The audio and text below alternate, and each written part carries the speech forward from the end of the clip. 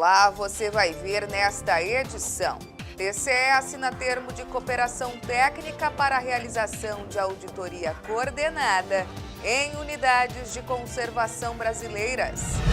Representação externa é julgada procedente e a empresa deve restituir o município de Sorriso. Pleno não provê recurso e mantém decisão sobre as contas de governo de Chapada dos Guimarães, referentes a 2015. Os detalhes agora no TCE Notícias. O Tribunal de Contas participou da inauguração da nova sede do Tribunal de Contas da União, em Mato Grosso. Na ocasião, o TCE também assinou um termo de cooperação para a articulação de uma auditoria coordenada em unidades de conservação brasileiras. Acompanhe na reportagem. O Tribunal de Contas de Mato Grosso passa a integrar o rol de órgãos de controle externo voltados aos trabalhos de fiscalização dos investimentos realizados no bioma Amazônia. O termo de cooperação que oficializou a participação do TCE mato-grossense foi assinado esta semana entre o presidente, o conselheiro Domingos Neto, e o presidente do Tribunal de Contas da União, ministro Raimundo Carreiro.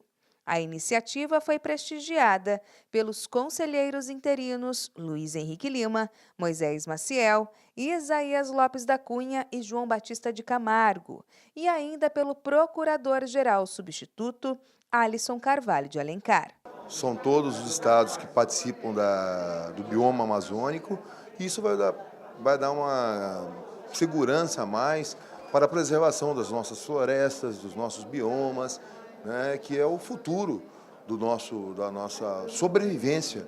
Quantas milhares de pessoas se sustentam da floresta? Então nós queremos dar essa sustentabilidade, essa fiscalização, levar a esse ponto e de que todos esses estados colaborem com esse trabalho que o Tribunal de Contas está fazendo em favor não só do Mato Grosso, da União, mas de todos os estados do bioma amazônico e do Brasil. A ação, que é coordenada pelo Tribunal de Contas da União, começa no próximo semestre e terá em Mato Grosso o vice-presidente do TCE, o conselheiro interino Luiz Henrique Lima, designado para coordenar os trabalhos. Em nível estadual, inclusive, o conselheiro já é relator de uma auditoria ligada especificamente ao bioma Amazônia. Aquilo que foi objeto daquele trabalho, no que nós podemos recolher de boas práticas, de boas experiências, será com certeza aproveitado agora para que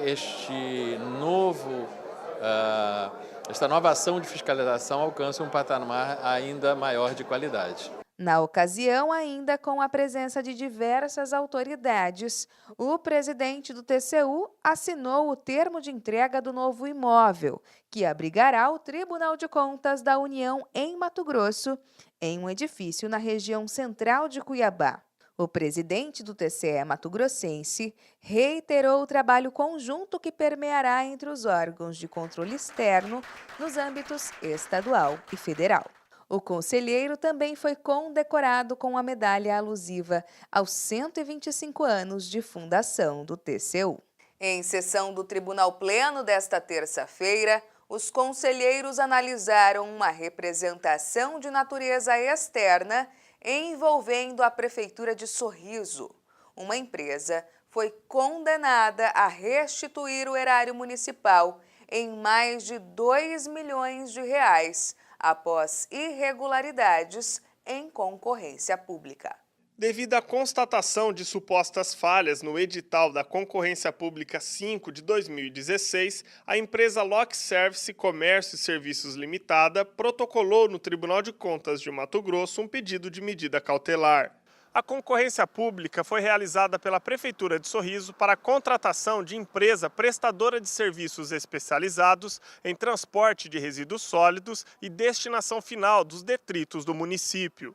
A empresa relatou que a Prefeitura realizou o processo de concessão de forma ilegal e com possível direcionamento com imposição de determinadas exigências restritas aos licitantes, além de fragilidade e vícios da planilha orçamentária.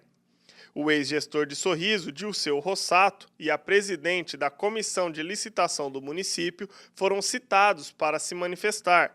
Após análise, a Secex de Obras confirmou a ocorrência de algumas impropriedades trazidas inicialmente e encontrou novas irregularidades. Ao todo, foram apontadas 6 irregularidades, sendo elas abertura de procedimento licitatório relativa a obras e serviços de engenharia sem detalhamento de custos unitários, fraude ao caráter competitivo do processo licitatório por meio de direcionamento de licitação, ausência de anotação de responsabilidade técnica referente a projeto básico, realização de processo licitatório ou contratação de bens e serviços com sobrepreço, pagamento de despesas com valores superfaturados e recebimento irregular de pagamento em razão de superfaturamento por preço e quantidade.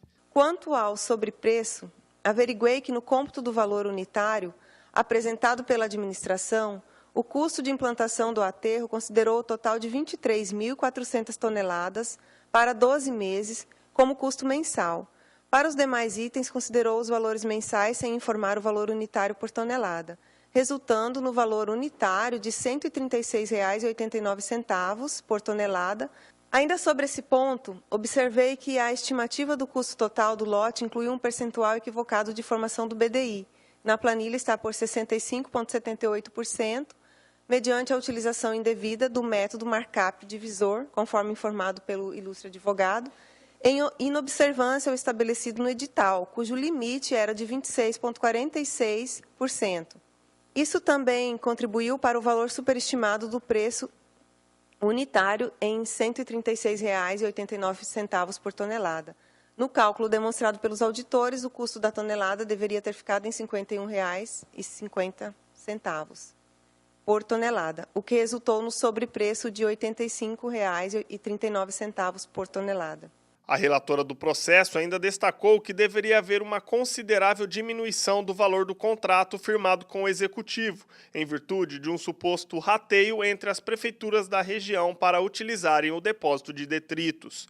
O sócio proprietário da empresa contratada afirmou que o custo fixo de manutenção do aterro era rateado entre os municípios com base no valor total de material depositado no aterro. Ressalto que, no meu entendimento, foi instituído um monopólio naquela região pela empresa Sanorte Saneamento Ambiental Limitada, pois constatei que os custos dos serviços prestados por ela aos municípios circunscritos ao aterro sanitário é muito acima do custo calculado pela equipe técnica desse tribunal.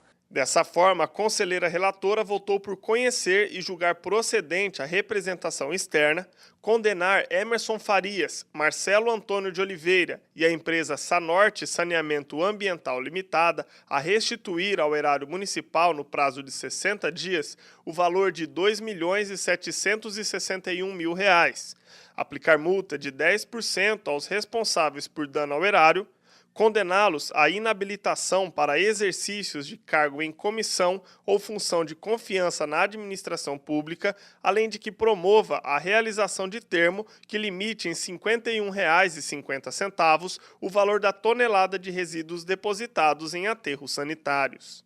O Pleno do TCE não proveu recurso de agravo e manteve decisão referente às contas de governo de Chapada dos Guimarães, exercício de 2015.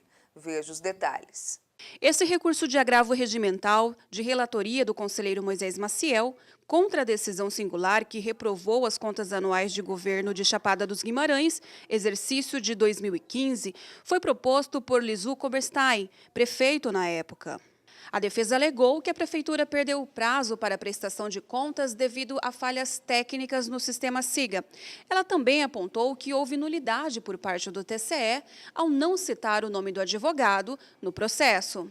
Nesse sentido, pleitei a admissão do requerimento de revisão do parecer prévio negativo e, consequentemente, reanálise do mérito das contas anuais de governo da Prefeitura de Chapada dos Guimarães referentes ao exercício de 2015, mediante apreciação de toda a documentação anexada nos autos em 19 de 12 de 2016 e, publicação de nova pauta para deliberação em sessão do egrégio Tribunal Pleno, além de suspensão da tramitação do processo de tomada de contas ordinária 23.230.600, 2016, até a sobrevinda do exame do mérito desses autos.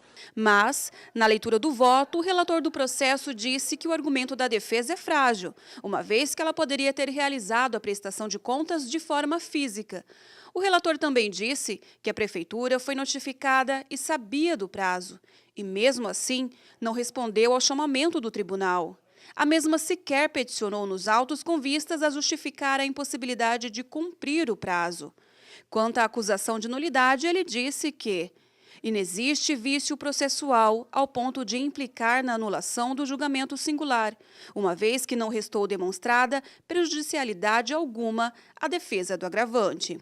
Para o conselheiro relator, ficou claro que a Prefeitura busca forçar a reanálise do mérito das contas anuais de governo e, por isso, votou negando o provimento ao recurso de agravo regimental. Mantendo inalterados os termos do julgamento singular, que não recebeu o requerimento de revisão do parecer prévio negativo 108/2016. Esse TCE Notícias fica por aqui. Mais informações sobre o que acontece no Tribunal de Contas de Mato Grosso, você confere em nosso portal no endereço www.tce.mt.gov.br. Até mais!